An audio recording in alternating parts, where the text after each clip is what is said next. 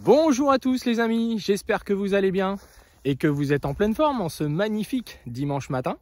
Alors dans cet épisode, je vous emmène dans les couverts végétaux. On a changé de ferme pour vous montrer d'autres parcelles de couverts végétaux et on va notamment parler de la destruction des couverts végétaux car il faut que je me dépêche car vous risquez tous d'avoir fini avant la fin de la semaine. On va parler aussi du recyclage des couverts végétaux. Finalement, qu'est-ce qu'ils font comme travail nous concernant? Recyclage des minéraux, de l'azote, du phosphore, de la potasse, etc. Et vous allez voir, c'est très intéressant. Je vous emmènerai avec moi faire une pesée justement de ces couverts pour obtenir des informations très utiles et qui peuvent sans doute motiver une bonne partie d'entre vous à consacrer du temps, de l'énergie et de la passion à effectuer ces couverts végétaux et à surtout bien les faire évoluer car finalement, c'est l'approche globale du sol à la plante. Il faut aller d'un bout à l'autre dans la même direction pour obtenir des résultats. Alors si ça vous convient, on est parti.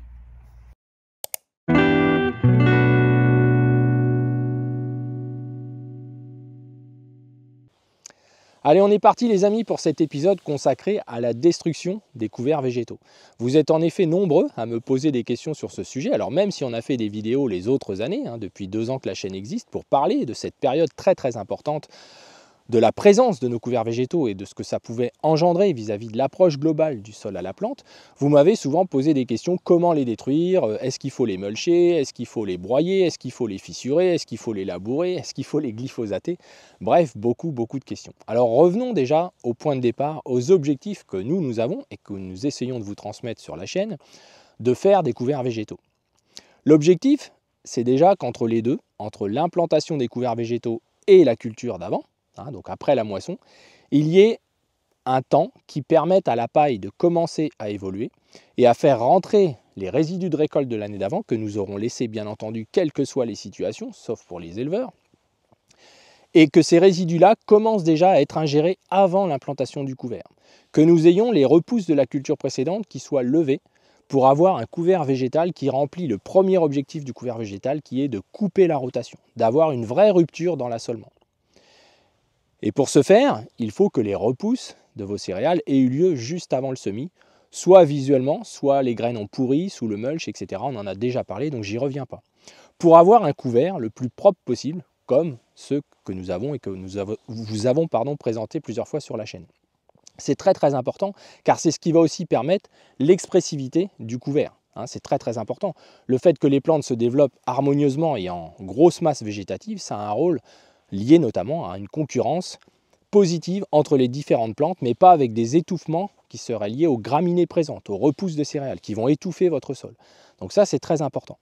L'objectif que nous avons en semant légèrement plus tard, c'est que nous avons une couverture liée aux repousses des céréales qui ne dure pas longtemps, une dizaine, une quinzaine de jours. Et on va semer nos couverts du 20-25 août jusqu'à début septembre, jusqu'au 10 septembre dans certains cas, mais là on va modifier le choix des espèces, on en a déjà parlé, je n'y reviens pas. L'objectif étant d'avoir des couverts qui font une couverture automnale toute cette période où c'est là que les pluviométries sont les plus importantes. C'est tous les ans pareil. Alors évidemment, cette année est encore plus exceptionnelle, quoique. Mais au final, c'est d'avoir une couverture physique, un recyclage maximal à une époque où l'activité biologique est la plus importante, où il y a le plus de décomposition, de diminution du pH par une activité biologique extrêmement intense. La période où les jours raccourcissent, où l'humidité et le froid arrivent, et justement où le sol commence à dérailler. Et c'est la présence de plantes qui va garantir que le sol ne va pas dérailler et rester sur la bonne ligne. Et continuer son travail de convalescence, vous allez donc multiplier la faune et la flore qui sont dans vos sols. C'est à cette période-là qu'il travaille le plus. C'est à cette période-là qu'il travaille le plus. Un sol à nu commence déjà la dégradation du sol, qu'on le veuille ou non, c'est une réalité. Alors s'il y a beaucoup à manger, ça prolonge un petit peu l'effet positif, d'avoir de la nourriture, ils vont venir la chercher en surface, etc. Mais ce n'est pas toujours le cas. Et d'ailleurs sur le terrain, on voit aujourd'hui que simplement un travail du sol avec un excès de terre fine qui a pu être facilement fait malheureusement derrière cette année assez de sécheresse finalement, après la moisson, eh bien, on revoit encore les effets aujourd'hui sur les couverts végétaux, mais aussi sur le sol lorsqu'ils sont à nu ou sur des cultures qui sont semées. Ce qui explique aussi en partie que les sols n'absorbent pas les pluviométries actuelles, selon les cas, par manque de verticalité et par un bouchon qui est en surface de sol et qui empêche aux animaux de sol de venir traverser cette zone pour justement participer au ressuyage de vos sols. Alors les couverts végétaux, eux, ils ont ce rôle-là par la présence racinaire, et une fois que les couverts vont être détruits, ces racines vont donc être mangés, décomposés par notre vie du sol. Donc on va leur donner à manger à une période où il n'y en a pas forcément autant habituellement. Et on va donc franchir des paliers vis-à-vis de la dynamique de vos sols, vis-à-vis de leur autonomie. Et ça, c'est très très important. Alors justement, avant de parler de destruction, hier, j'ai donc effectué une pesée de mes couverts végétaux pour envisager, avoir une information factuelle de la quantité de matière sèche que ces couverts ont produit, que ces mélanges ont produit. Donc ça, les mélanges, c'est une clé, je n'y reviens pas. Et on va voir ensemble donc les quantités qui ont été recyclées d'azote, de phosphore, de potasse, etc., de carbone. Bref, c'est sans doute un élément intéressant qui pourrait motiver une bonne partie d'entre vous à investir un minimum dans les couverts. En tout cas, quand vous allez voir les résultats, ça devrait être le cas. Alors c'est parti, je vous emmène pour ces pesées. Alors justement, avant la destruction de ces couverts, il peut être intéressant, pour ne pas dire très très intéressant, de venir revoir vos couverts végétaux et d'effectuer une observation et une pesée des différentes espèces afin de s'en servir pour évaluer ce que votre couvert végétal a recyclé et aussi avoir une idée de la biomasse qui a été produite de manière aérienne, mais en multipliant ça gentiment par 2, on peut aussi avoir une idée de cette biomasse souterraine qui est au moins aussi importante que l'aérienne. Alors vous allez voir qu'en fonction des années, si vous faites un peu un suivi, il y aura des différences entre les espèces à mélange de semis égal, comme nous en avons parlé précédemment, l'expression étant liée à la climatologie. Alors cette année, on voit que nos crucifères, même en quantité réduite, se sont plutôt bien exprimées, elles sont en train de se lignifier, ce qui conduit à des poids assez importants au niveau des crucifères. On voit que les phacélies sont souvent cassées en ce moment au sol, donc il faut bien les ramasser bien sûr, mais qu'elles ont fait aussi une belle quantité en termes de poids. On a par contre les graminées, j'avais une avoine rude dans ce mélange, qui vous verrez c'est moins exprimé qu'on pourrait le souhaiter, donc ça voudra dire que dans le futur il faudra peut-être remonter un petit peu le niveau de graminées. Je m'en doutais un peu, mais voilà, l'année a fait que les crucifères sont très vite montés en gabarit, etc. et ont finalement mobilisé pas mal de lumière. Et on a quelque chose que je ne vois pas souvent depuis le temps qu'on fait des couverts, c'est un pourrissement de certaines espèces comme les radis structurants, donc les radis chinois, mais aussi quelques radis fourragers qui sont arrivés déjà assez loin dans la finition de leur cycle. Et donc évidemment, ça c'est un peu inédit, ça veut dire que ça va peut-être accélérer la destruction que je ne prévoyais pas tout de suite, mais ça on verra ça dans la suite de la vidéo. Alors du coup, comment on fait? Eh bien on prend les parties aériennes de tous ces couverts, on les coupe à ras le sol, donc voilà, vous les arrachez, prenez un couteau, vous coupez juste en haut du pivot. Pour les radis chinois, le conseil est de dire il faut couper juste en haut du collet. Moi personnellement, je prends un petit tiers quand même de la racine parce que c'est quand même important. Il n'y a souvent pas tant de feuilles que ça sur un radis qui s'installe vraiment bien dans le sol, qui peut être très très long. On peut en avoir qui font presque 80 cm. Alors évidemment, si on n'en tient pas compte, c'est un petit peu dommage. En tout cas, c'est un compromis, il ne faut pas trop se prendre la tête. Donc voilà, donc on pèse ça avec une balance qui tient la route, plusieurs seaux. On fait 1 mètre carré. Moi, j'en ai fait 2 prélèvements. C'est une moyenne. Et je ne fais que ce champ-là. Je ne vais pas non plus y passer mon week-end. Déjà que les week-ends sont courts avec les semaines que nous avons. Donc là, l'idée, ça va être d'emmener tout ça à la ferme. J'ai tout noté, les 9 espèces. Donc les tournesols étaient un peu cramés, donc je les ai même pas comptés. Le maïs, c'est pareil, je ne l'ai pas compté non plus. Bon, il a fait son travail à un moment donné. On est presque limite en temps. J'aurais peut-être dû venir 15 jours avant. Car déjà, là, les couverts, je vous dis, il y en a certains qui ont pourri un petit peu. Donc ça joue certainement sur la masse. Donc je vais aller rentrer ça dans le logiciel Mercier. Merci à tous. Le logiciel gratuit, vous tapez sur Google méthode Merci et vous allez tomber directement sur les conseils pour le faire et aussi ce petit tableur intéressant où on peut rentrer 1, 2, 3, 4, 5, 7, 8 espèces si on le souhaite. Donc je vais aller rentrer les poids que j'ai enregistrés et puis ça va nous donner des informations que je vais vous retranscrire juste tout de suite. Alors donc les amis, maintenant que les pesées sont faites et que j'ai tout rentré dans la bécane sur le logiciel Merci, il y a les résultats ici. Alors j'ai finalement fait 3 prélèvements parce que j'étais courageux et motivé et qu'il y avait une belle après-midi. Et j'en aurais fait 3 hier en fin de journée, vraiment presque à la nuit, ici sur cette ferme. Car justement les couverts semblent s'être exprimés différemment, avec un délai de retard, mais finalement avec les températures importantes, ils sont revenus à une expressivité égale à la ferme numéro 1, sauf que j'aurais dû faire les prélèvements un peu plus tôt, comme je vous le disais dans la vidéo. Maintenant, quels sont les résultats donc, de ces 3 prélèvements?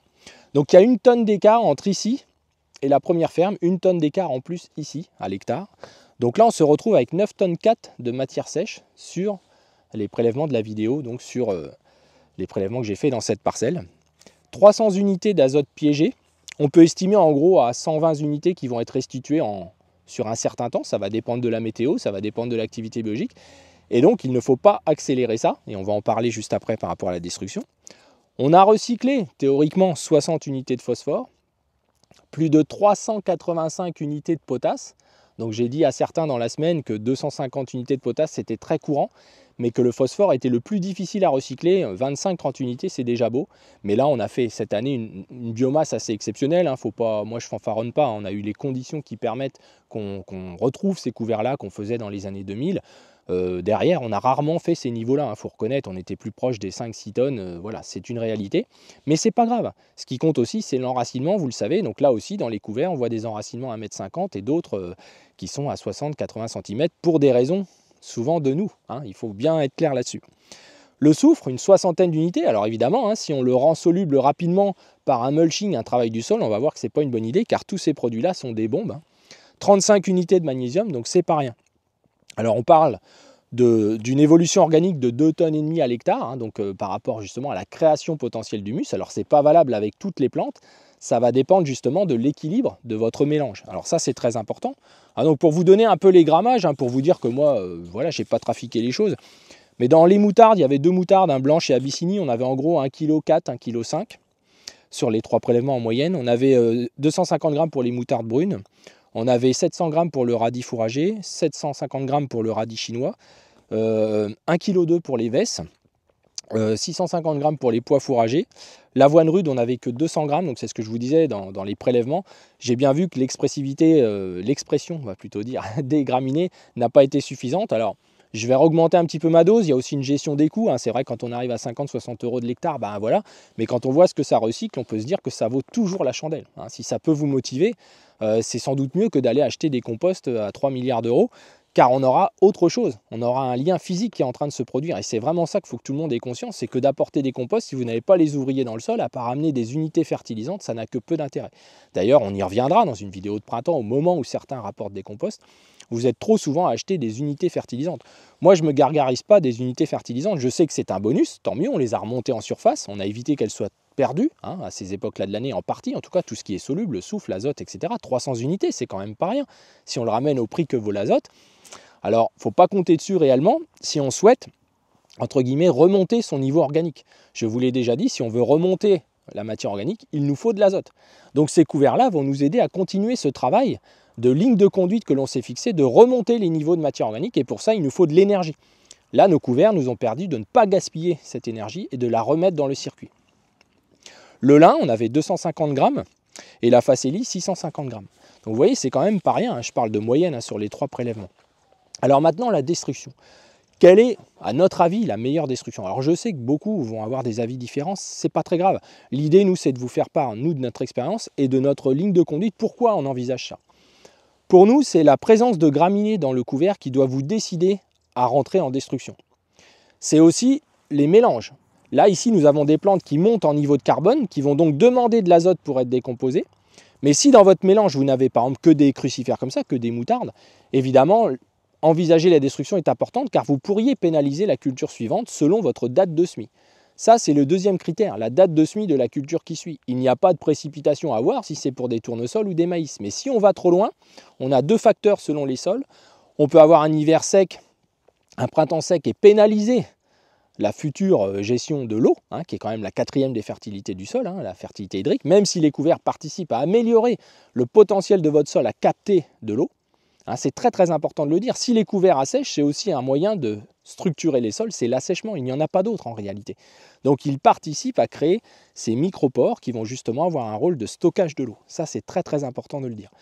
Donc la notion de destruction, c'est la présence de graminées, car avant les semis, et je prends l'exemple des betteraves, des pois que vous allez semer assez précocement, il ne faut pas qu'il y ait de graminées en place au moment où vous allez venir pour des raisons tout simplement pratiques.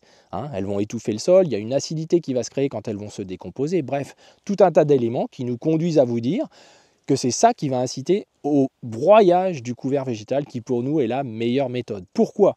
Parce qu'on conserve la présence du couvert sur la surface. On va le broyer en petits morceaux.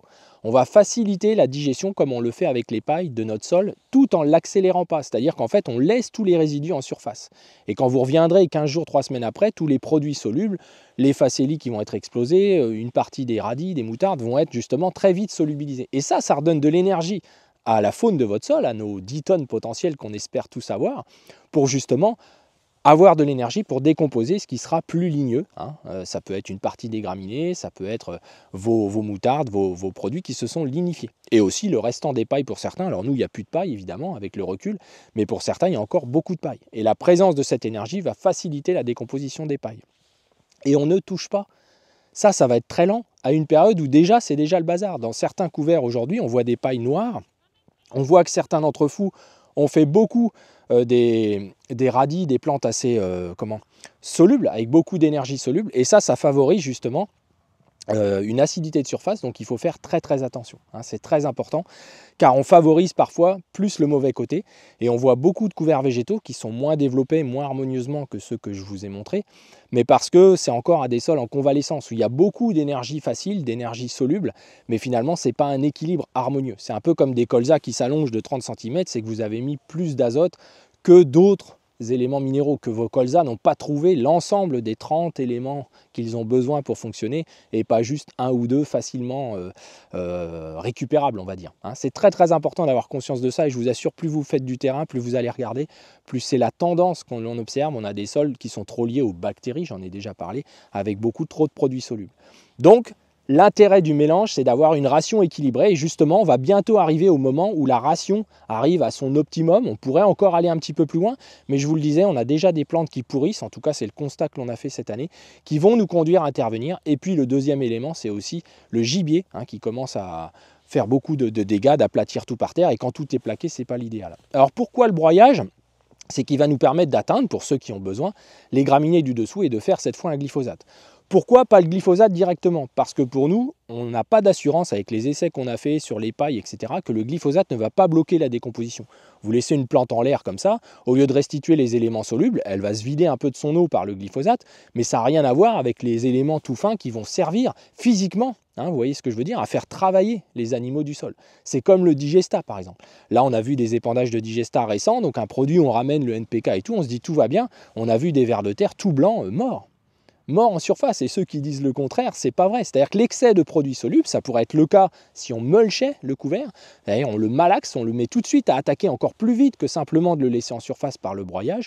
Et là, on va accentuer, on va perdre une partie de tout ce qu'on a recyclé.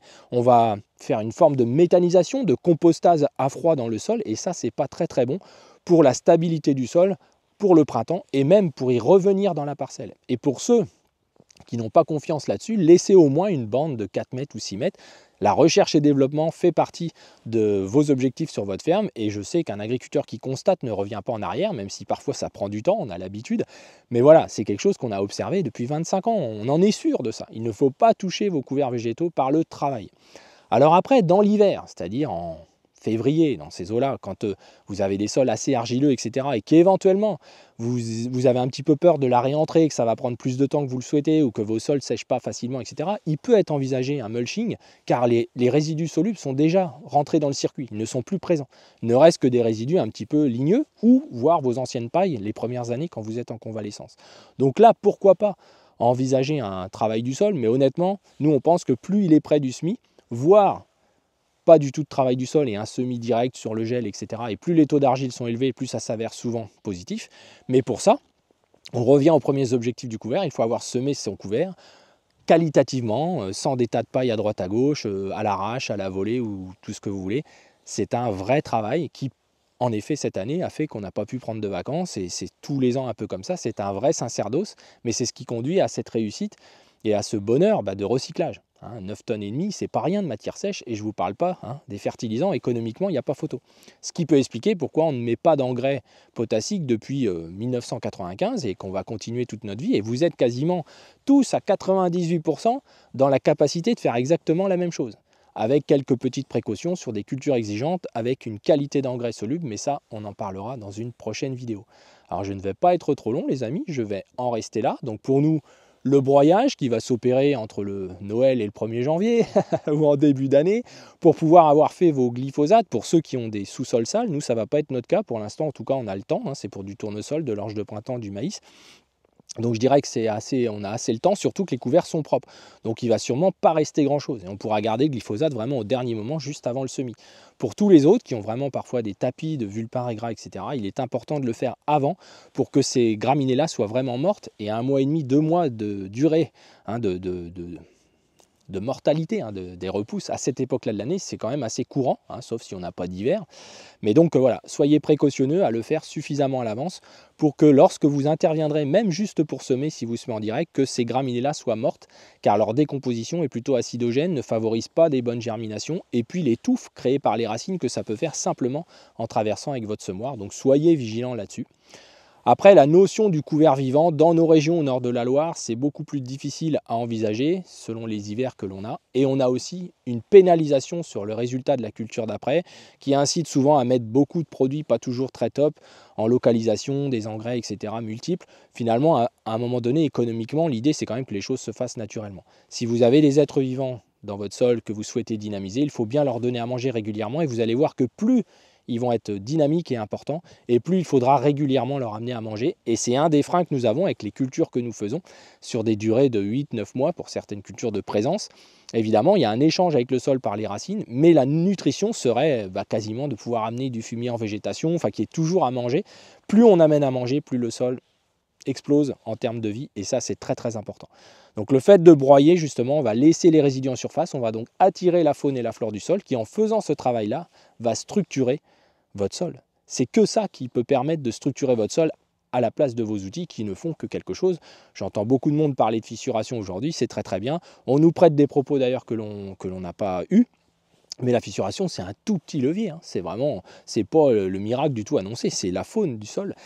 Et donc on a vu aussi certains couverts qui par leur méthode d'implantation avec beaucoup trop de terre fine en surface, peut-être que même en laissant les résidus au-dessus, ça ne va pas permettre aux êtres vivants de traverser cette zone-là, car une fois qu'elle est réalisée, comme certains semis de blé qui ont quand même massacré les structures de surface, aucun être vivant du sol ne traversera. Hein, les trous que vous apercevez souvent, ce sont des faunes épigées, mais pas de l'anécique, hein, donc c'est très très important de le dire. Donc écoutez, je pourrais en parler pendant des heures parce que c'est passionnant, on y reviendra peut-être dans l'hiver. Soyez prudents pour ne pas détruire vos couverts après de la neige, car des gros couverts comme ça, on peut avoir des problèmes de plaquage. Alors pourquoi ne pas utiliser les Rolafaka et tous ces systèmes-là? Parce que ça fait déjà un travail du sol, qu'on le veuille ou non. Ça accélère trop les choses. Les rouleaux Cambridge, vous vous doutez bien, après des années comme ça, on aura un impact sur la structure. Et évidemment, le broyage, on peut dire oui, il y a des passages de roues, etc. Alors déjà, des broyeurs plutôt verticaux, axes verticaux, les tondeuses vont aspirer beaucoup mieux, c'est clair. On est en semi-portée, donc on va avoir une répartition du poids, ça joue aussi beaucoup par rapport à des gros broyeurs portés horizontaux. Ça c'est clair qu'il n'y a pas du tout le même travail. Il n'y a aussi pas la même chose derrière les roues, là on va vraiment aspirer tout, on n'aura pas les passages de roues qui vont être plaqués. Donc ça c'est très très important. Et puis on peut choisir des périodes de gelée où ça se fait plutôt bien. Alors évidemment, le broyeur est dans un état pitoyable à une période de l'année où c'est pas l'idéal pour le nettoyer, etc. C'est vrai que c'est ce qui peut conduire certains d'entre vous sans doute à vouloir régler tout ça assez facilement avant le 1er décembre pour être peinard. Mais bon, autant aller jusqu'au bout lorsque l'on fait quelque chose si on veut progresser. C'est toujours pareil, c'est l'investissement que chacun va y mettre qui permettra les résultats, les amis, soyez-en sûrs. Alors écoutez, j'espère que cette vidéo vous a intéressé. Pensez à la liker, pensez à vous abonner les amis. On est bientôt aux 20 000 abonnés. Ce serait quand même super qu'avant la fin de l'année, on les atteigne. Et puis je vous redonnerai des nouvelles de la cagnotte qui évolue et qui s'arrête donc aujourd'hui. La semaine prochaine, puisque je pars en déplacement toute la semaine dans différentes régions de France avec nos partenaires, pour des profils, pour des réunions d'hiver. Donc je reviendrai vers vous car on a identifié quelques agriculteurs avec l'aide justement des chambres d'agriculture, des syndicats, donc des professionnels qui s'occupent de ce secteur, et notamment des fermes d'élevage que nous avons même vues à la télévision. Et donc, on va en parler tous ensemble, mais on va essayer d'aider que 3-4 fermes, comme on l'avait dit, au regard de la somme que nous avons. Autant le faire bien, plutôt que de saupoudrer des petites sommes à tout le monde. Je pense que vous êtes tous d'accord avec ça. Alors les amis, voilà, plus que 80 000 abonnés et on est aux 100 000, alors c'est quand même une bagatelle. Donc j'espère qu'en 2024, on va faire quelque chose de bien à ce niveau-là. Et puis entre les fêtes de Noël, je pense que je vous ferai, si j'ai le temps, quelques petites rétrospectives de tout ce qu'on a fait sur l'année, car il y a plus d'une centaine de vidéos. Et je pense que beaucoup d'entre vous ne les ont pas forcément écoutées, les ont peut-être entendues, mais pas toujours écoutées. Donc je pense que si vous les mettez bout à bout, ça pourrait apporter un vrai gain, une vraie avancée pour que dès l'année prochaine, on change aussi sur certains sujets et qu'on ne rentre pas dans de la répétition, car c'est ce qui pourrait nous conduire à stopper les choses si on ne sent pas qu'il y a une évolution positive, que chacun s'investit un minimum pour avancer et comprendre, les amis, sortir de pour ou contre le côté très binaire. Alors j'en reste là, je vous souhaite à tous une belle semaine par cette magnifique météo qui va durer 2-3 jours d'après ce que je crois avoir comme information. Et puis nos couverts végétaux, c'est quand même une super idée, non? Vous trouvez pas? Allez, à bientôt les amis. Alors on est sur la deuxième ferme où il y a 35 hectares de couverts végétaux. La même surface que sur la première, avec le même mélange qui a été semé. Donc là j'ai choisi une parcelle près de la ferme. Et on voit que l'expressivité des couverts est aujourd'hui presque meilleure que sur le premier site. Ça a mis plus de temps finalement à démarrer. Et en tonnage, on a presque 1 tonne de plus dans ces parcelles. Donc on retrouve bien les 8 plantes qui ont été semées. Avec les avoines là-bas qui tout doucement attrapent les maladies de fin de cycle. Donc on va s'occuper de broyer ça entre les fêtes ou en début d'année. Bonne semaine à tous les amis.